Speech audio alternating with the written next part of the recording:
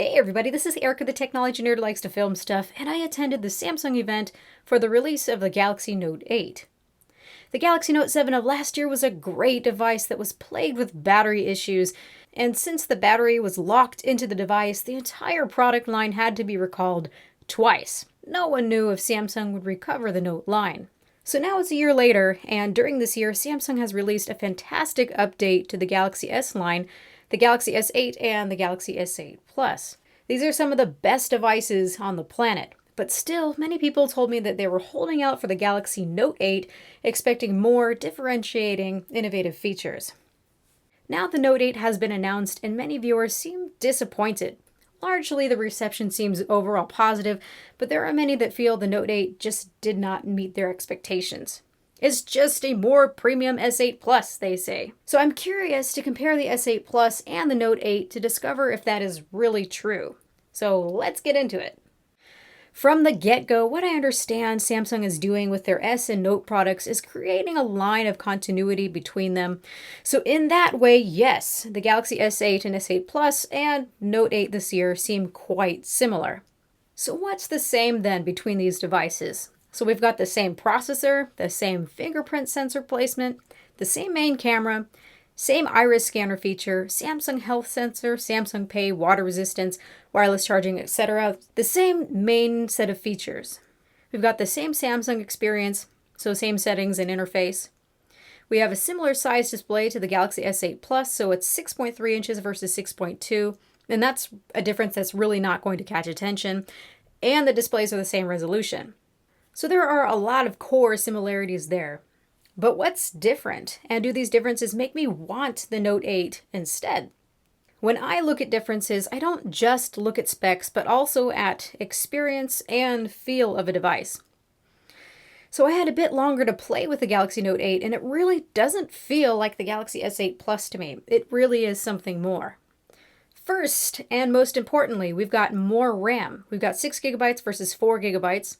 A potential I'm excited for is better overall performance, as Samsung services are quite resource hungry. I'm hoping more RAM will provide more working memory for the user, but that's really going to depend on Samsung with how they utilize that extra RAM. I hope to at least have better multitasking. Number 2, we've also got a bit bigger display, but what catches my attention is that it has more flat surface area than the S8 Plus. So this will help with having plenty of level space to write on. The curve is a bit steeper than on the S8 Plus.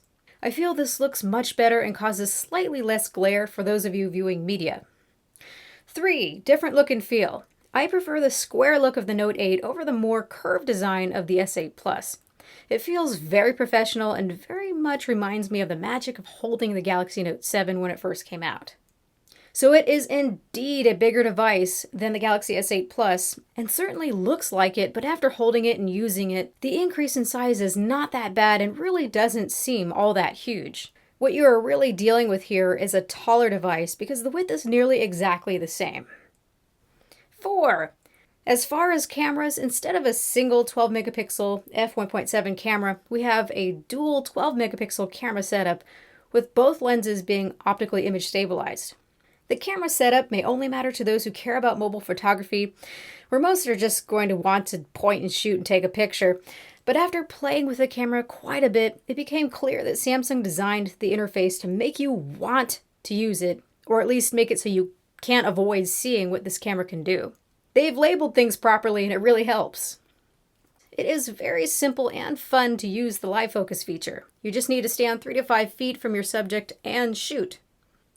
You can also decide while doing this to have the dual capture feature on so that you can capture images from both the wide camera and the telephoto camera at the same time. And I personally love this because it's really convenient. Afterwards, you can adjust the background blur as you see fit. And this works surprisingly well, even against some complicated backgrounds. The blur looks natural. I also had a chance to try out this feature inside of Best Buy, and I was impressed. It really intelligently is able to differentiate the background from the foreground, not too often blurring what it should not. So hopefully retail units will work just as good.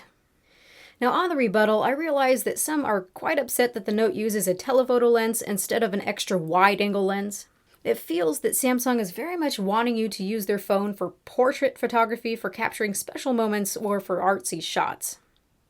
Those who wanted a wider second camera may be happier with what the LG V30 is rumored to have.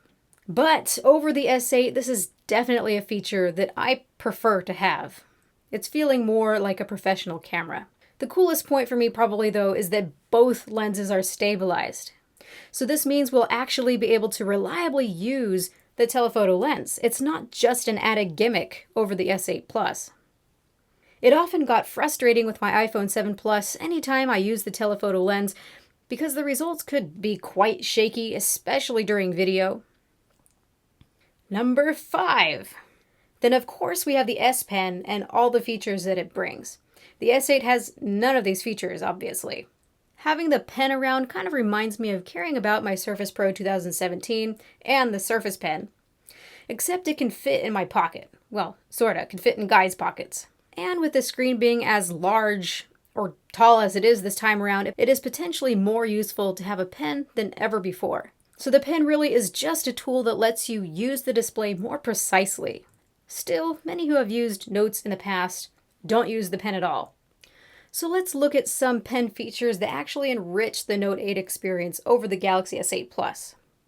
So we've got the screen off memo feature, where you can write and pin a note to the screen, all without having to turn on and unlock the device.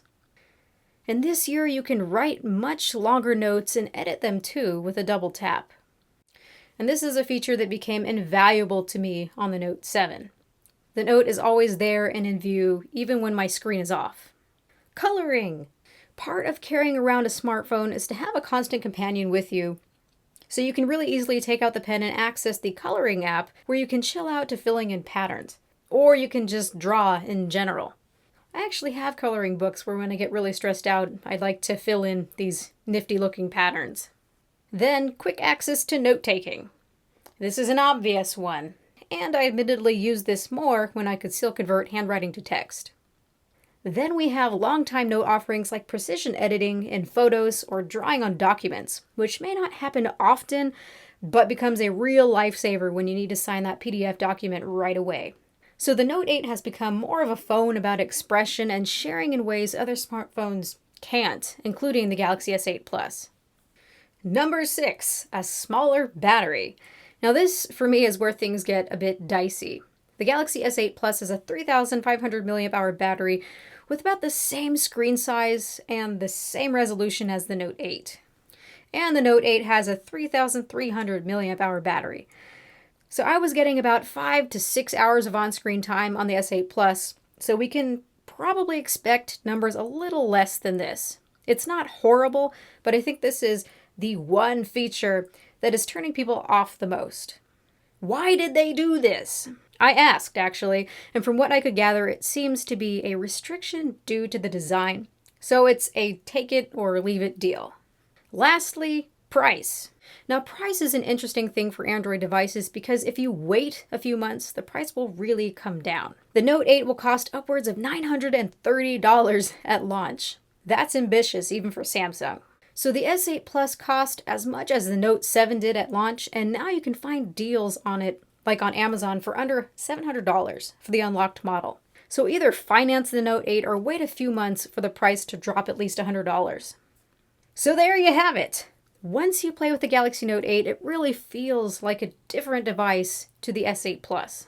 Yes, they are similar, and that is obviously on purpose.